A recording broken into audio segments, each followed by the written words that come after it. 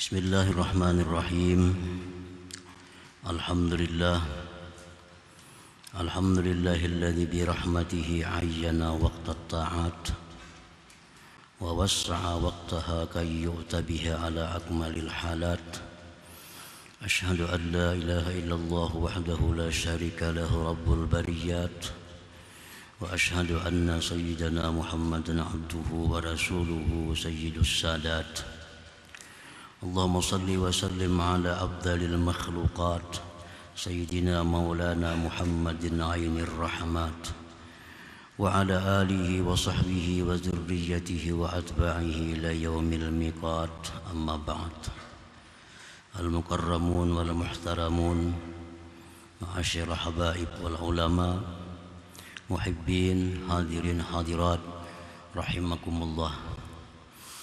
Puji syukur senantiasa kita haturkan kehadirat Allah Subhanahu wa ta'ala, yang mana dengan taufik dan hidayah serta inayahnya kita malam ini kembali dapat berkumpul bertemu di majelis yang penuh berkah dan rahmat ini. Salawat salam atas junjungan kita Nabi besar Muhammad sallallahu alaihi wasallam dan seluruh keluarga, sahabat, zuriat dan pengikut beliau sampai hari akhir nanti. Para muhibbin rahimakumullah, al-hikmatur rabi'atu wat tis'un ba'dal mi'ah minal hikamil ataiyah. Qala al-Imam Ahmad ibn Athaillah as-Sakandari rahimahullah wa nafa'ana bi'ulumihi wa asrarih. Hikmah yang ke-194 dari Al-Hikam, berkata pengarang Imam Ahmad ibn Athaillah as-Sakandari rahimahullah,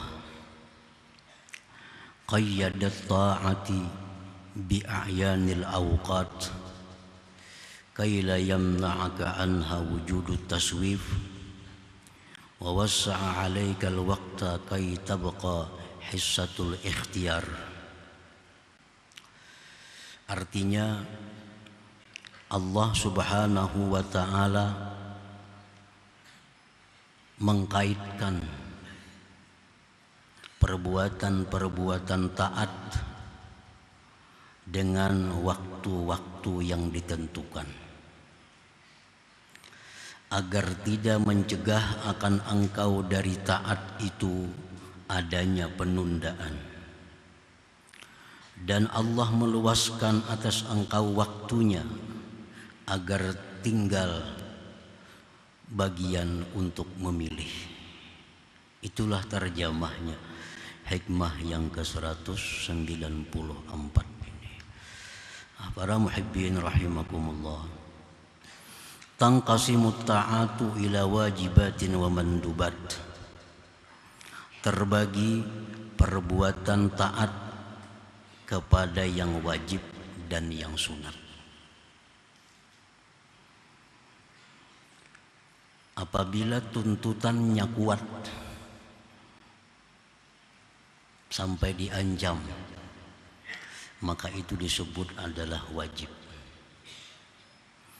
Apabila tuntutan dari Allah kepada kita untuk melakukan sesuatu perbuatan namun tidak disertai dengan ancaman, maka itu adalah sunat. Perbuatan taat tidak lepas dari dua hal itu. Kadang-kadang wajib, kadang-kadang ada yang sunat. Ammal wajibatu aktsaruha muqayyadatun bi awqatin mahdudat. Adapun perkara-perkara yang diwajibkan oleh Allah kepada kita itu umumnya dikaitkan dengan waktu-waktu tertentu. Kebanyakan perkara yang wajib itu ada waktu yang khusus. Itu umumnya. Ada pula wajib itu yang tidak punya waktu tertentu. Tapi umumnya yang wajib itu ada waktu tertentu. Kas-salawatil mafruḍat, seperti sembahyang fardu 5 waktu. Itu ada waktu-waktunya, ditentukan dan dibatasi oleh Allah. Wa shaumi Ramadan, puasa Ramadan, itu pun ada waktu tertentu.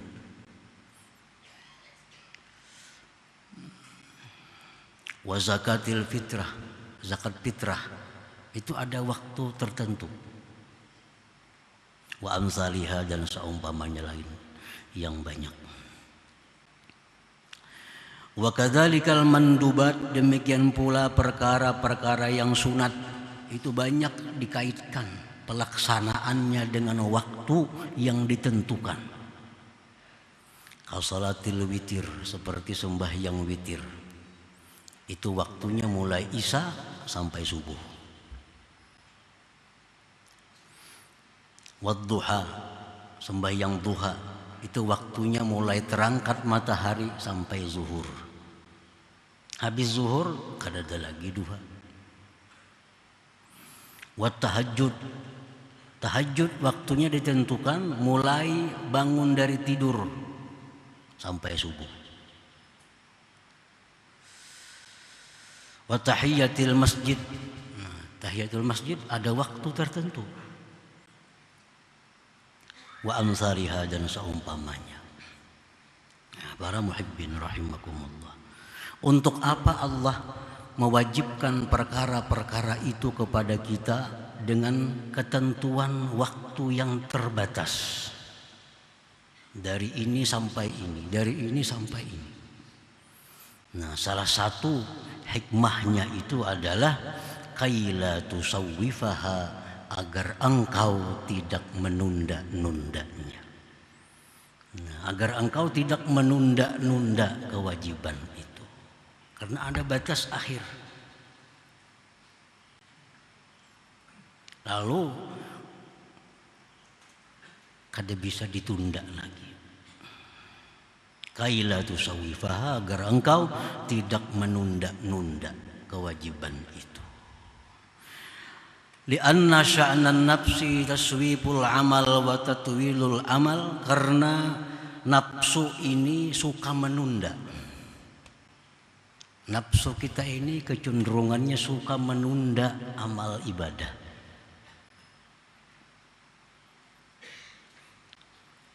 Karena bisikan-bisikan dari syaitan, bisa kain aja kamu ibadah, masih ada waktu.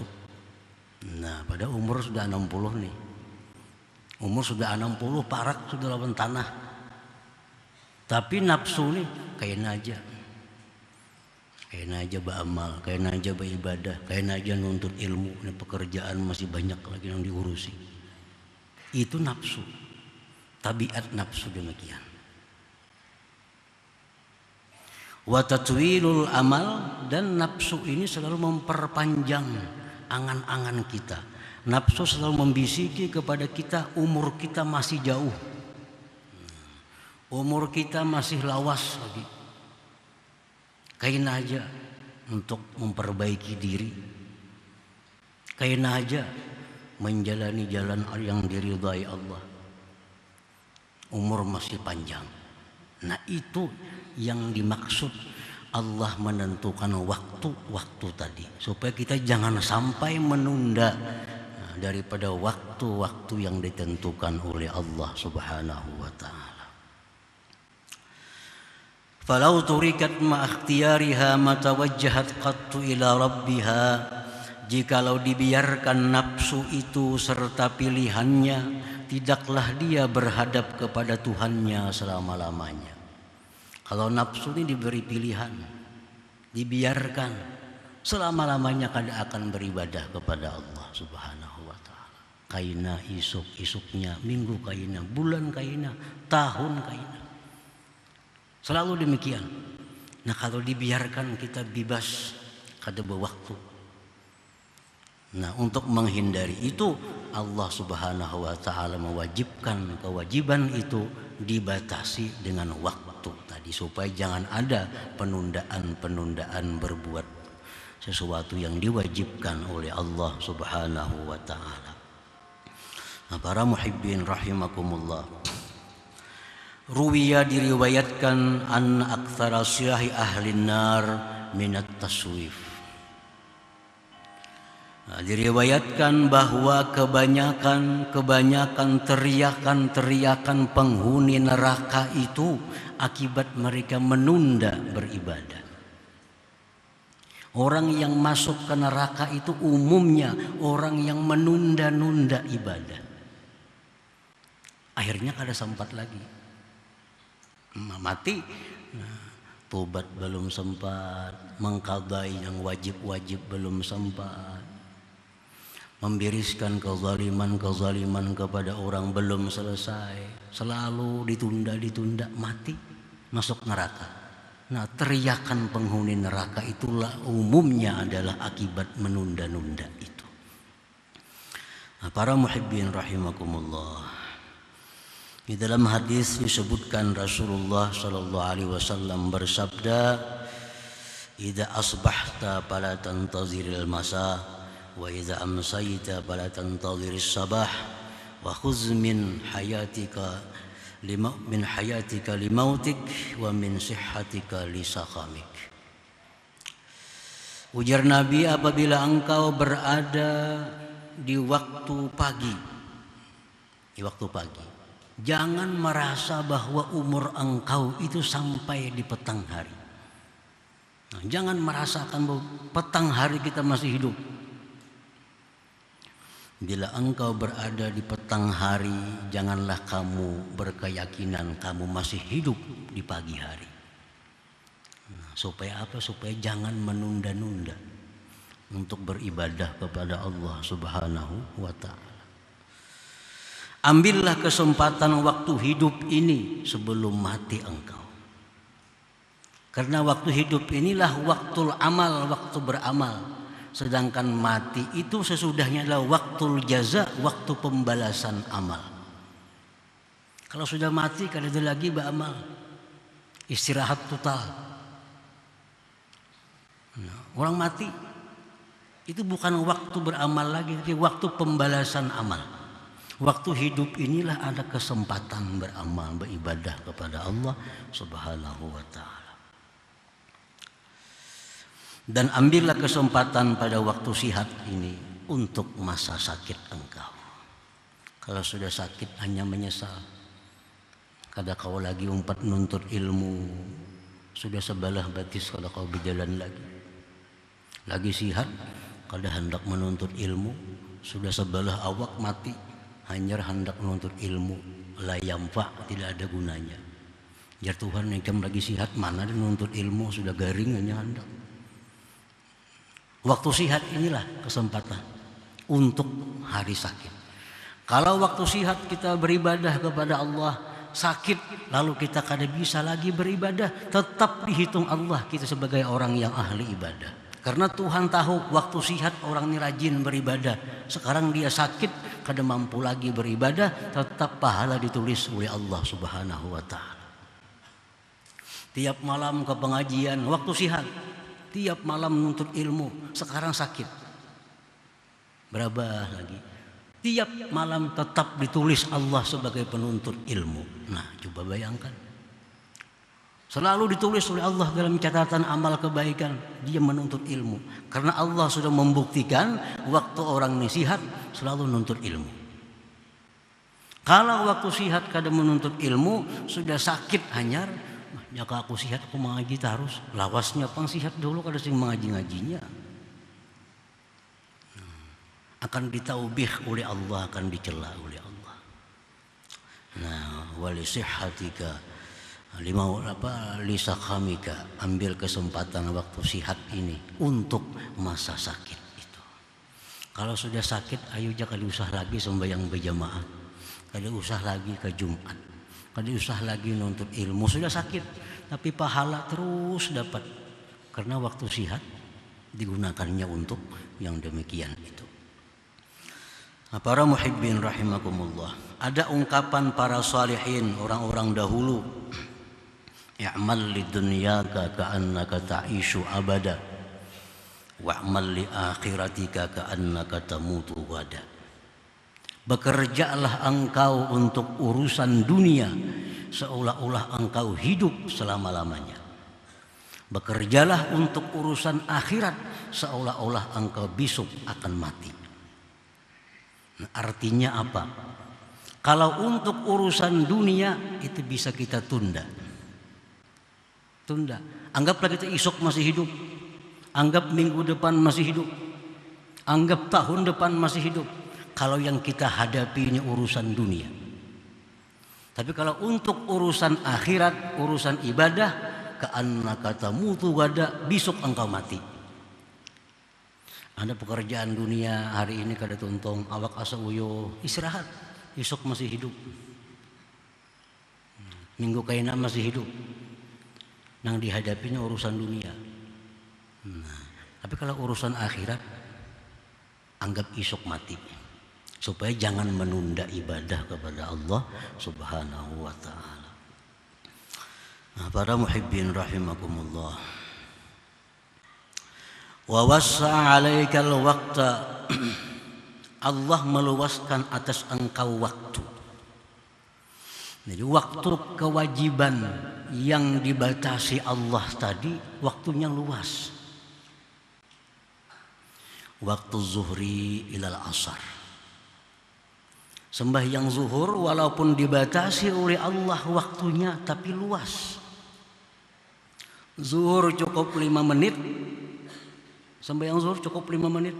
Tapi waktunya lebih 2 jam diberi Allah.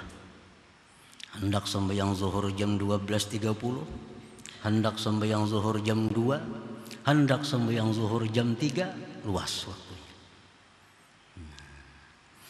Wal asri ilal ispirar. Allah luaskan waktu asar sampai timbulnya cahaya kekuning-kuningan. Hendak sembahyang zuhur jam 4:30, pukul 4, 4:30, jam 5 luas waktunya. Walaupun zuhur cuma 5 menit, asar 5 menit. Wal maghribi ilal isya. Allah luaskan waktu maghrib sampai isya. Wal isya ila subuh, isya sampai subuh.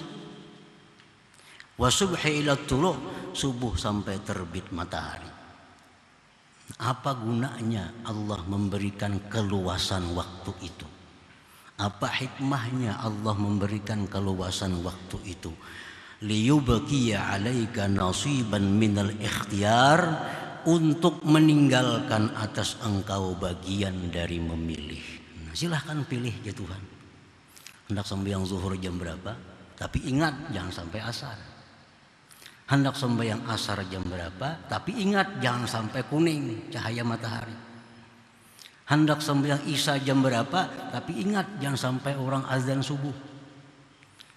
Yang isya pukul 8, pukul 9, 10, 12 malam, silahkan. Nah, Allah memberikan pilihan kepada kita. Fayumkinuka fi'luha fi awalil waqti. Mungkin akan engkau melakukan sembahyang ibadah di awal waktu, aw wasatihi pertengahan waktu, aw akhirih atau akhir waktu. Nah, lalu kita bisa melaksanakannya. Wa tatamakkanu aidan minal ityan bihi 'alal wajhil akmal minal hudur ma'allahi ta'ala. Dan supaya kita kawa, supaya kita mungkin daripada mendatangkan ibadah itu atas cara yang paling sempurna daripada kehadiran hati bersama Allah Subhanahu wa ta'ala. Jadi dua, kenapa diperluas waktu itu? Supaya kita ada pilihan. Yang kedua, supaya kita bisa melaksanakan ibadah itu dengan cara yang sempurna. Cara yang sempurna. Daripada hadirnya hati bersama Allah di waktu kita beribadah itu. Itu merupakan ruhul ibadah. Kehadiran hati bersama Allah di dalam sembahyang itu ruhnya sembahyang. Orang yang sembahyang tapi hatinya kada hadir kepada Allah, laksana mayyit. Laksana mayyit. Ada orangnya tapi la yanfa, tidak bermanfaat. Nah, sembahyang tapi tidak ada hadir hati bersama Allah, sembahyangnya la tanfa, tidak ada guna. Tidak ada guna, tidak ada balasan pahala yang diberikan Allah Subhanahu wa taala. Nah, supaya sembahyang itu sempurna, Allah beri waktu yang luas supaya kita bisa memilih waktu apa yang kita bisa hadir hati itu. Para muhibbin rahimakumullah, ujar Nabi, kalau sudah dihidangkan makanan, hadir waktu sembahyang, makanlah. Makan dulu. Makan. Sudah kenyang, nah hanya sembahyang. Kenapa? Supaya jangan mengganggu sembahyang kita. Ini nasi sudah ada, parut lapar, sembahyang jelas terganggu sembahyang kita. Nah, supaya jangan itu, mulai dengan sembahyang, mulai dengan makan. Makanya ada pertanyaan, mana afdalnya orang buka puasa sampai maghrib langsung sembahyang. Kada minuman dulu, begitu azan maghrib ini sembahyang maghrib. Nah, ini kada afdal. Nah, afdal minum dulu, makan kurma dulu. Nah, hanya sembahyang maghrib. Waktu maghrib cukup luas untuk melakukan 3 rakaat, itu masih panjang artinya. Nah, para muhibbin rahimakumullah, jadi hudur hati dalam sembahyang bersama Allah itu ruhnya sembahyang.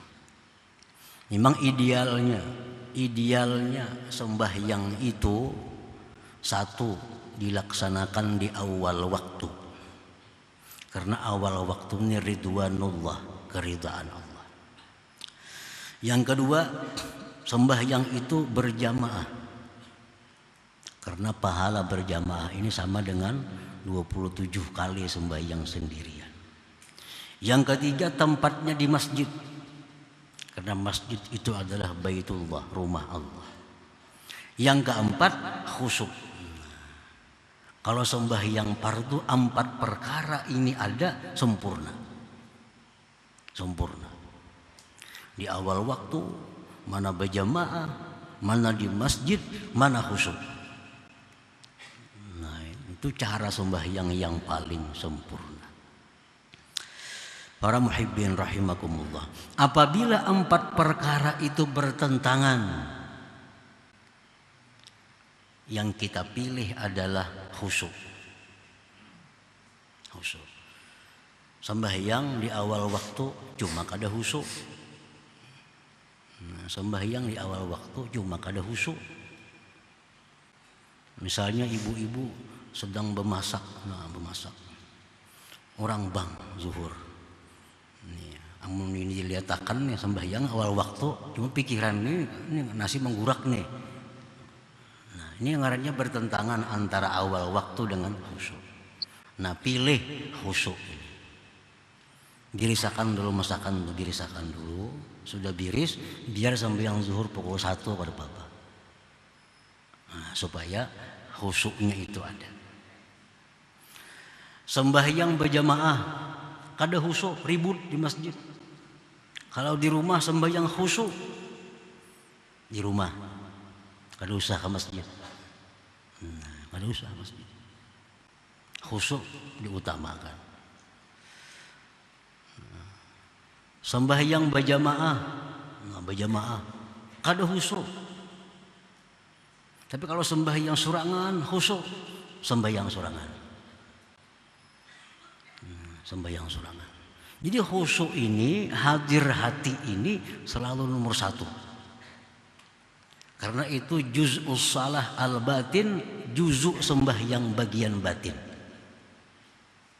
Kalau jamaah itu juz'u sembahyang bagian zahir. Nah, jadi itulah Allah memberikan kita waktu yang cukup luas supaya kita bisa mendatangkan ibadah, mendatangkan sembahyang dengan jalan yang paling sempurna. Nah, para muhibbin rahimakumullah, kalau berjamaah khusyuk,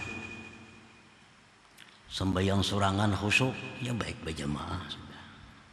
Atau sembahyang berjamaah kada khusyuk, surangan kada khusyuk juga, baik berjamaah juga. Malaran dapat jamaahnya itu. Sembahyang di rumah sorangannya kakak itu juga hati. Di masjid ya kakak itu juga baik ke masjid, ada pahala jalan ke masjid, ada sembahyang berjamaah. Nah, ini untuk orang-orang yang dalam suluk, untuk orang-orang yang dalam keadaan menjalani satu jalan menuju ma'rifatullah. Itu harus memilih bujur. Kalau sembahyang ke masjid khusyuknya kurang, kalau di rumah mantap, nah ambil di rumah. Kalau sembahyang zuhur jam 1 masih kada karuan, kalau sembahyang zuhur jam 2:30 nyaman, ambil 2:30. Nah, itu untuk orang-orang yang menjalani jalan Allah, selalu memilih kehadiran hati bersama Allah Subhanahu wa taala. Para muhibbin rahimakumullah. Imam Asy-Syaikh Zarruq berkata, perluasan waktu yang diberikan Allah untuk melakukan suatu ibadah seperti sembahyang itu ada 3 kelebihan, ada 3 karamat. Allah sudah menentukan zuhur dari matahari ini sampai matahari ke sini. Nah, apa kelebihannya, karamatnya? 1, supaya kita bersegera. Yang kedua, supaya kita mengintai. Oh, ini hari 12 nih, sudah parak zuhur, nah mengintai. Mengintai itu berpahala. Bukan sia-sia. Nanti hari, jam 12, parak sudah zuhur. Mengintai itu berpahala sudah. Nah, jakanya Allah kadang memberikan waktu yang luas, kadang ada intai-intai, jam berapa kah sembahyang? Nah, karena ada batasan, kalau kita ada mengintai, nah pahala ada untuk mengintai itu. Kita menunggu datangnya Ramadan nih, rindu dengan Ramadan hati nih, berpahala nih tuh. Nah, jakanya 12 bulan nih Ramadan semuaan, kadang ditunggu-tunggu lagi, kalau ada pahala menunggu. Tapi karena Ramadan hanya 1 bulan dalam 12, ada istilah menunggu. Nah, menunggu itu ibadah. Menunggu ibadah. Yang ketiga, imaratus sirri. Nah, hati kita jadi makmur jadinya. Nah, kalau kita menunggu ibadah, hati kita bersegera ibadah, itu menunjukkan hati kita sedang makmur. Nah, hati kita makmur, hati kita sehat, hati kita selamat. Para muhibbin rahimakumullah. Nah, kemudian yang kedua, diluaskannya waktu oleh Allah. Sembahyang tadi itu pertama supaya kita jangan merasa sempit. Coba kalau Allah beri waktu maghrib cuma 5 menit habis, wah sulitnya kita. Waktu zuhur ya Tuhan cuma 1/4 jam, itu pun sulit sudah. Sulit. Nah, jadi Allah beri luas waktu itu yang pertama supaya kita jangan berada dalam kesulitan untuk beribadah kepada Allah itu. Yang kedua, di situ Allah memberikan kepada kita nisbah untuk memilih. Nah, kita diberi Allah wewenang untuk memilih kapan waktunya sembahyang itu bisa kita laksanakan dengan baik. Nah, di situ. Yang ketiga, di situ ada kelapangan hati dalam beribadah. Nah, dan ada kelapangan hati, kada terburu-buru lagi beribadah karena waktunya masih luas. Nah, para muhibbin rahimakumullah, jadi itulah rahasia kenapa Allah Subhanahu wa taala menjadikan kewajiban-kewajiban itu pada waktu yang ditetapkan, dibatasi dengan batasan supaya kita jangan menunda. Nah, kemudian Allah luaskan waktu kewajiban itu supaya kita ada bisa memilih untuk melaksanakannya dengan cara yang paling sempurna itu. Nah, selanjutnya hikmah yang ke-195 insyaallah taala. Ila hadratin Nabi sallallahu alaihi wasallam al-Fatihah.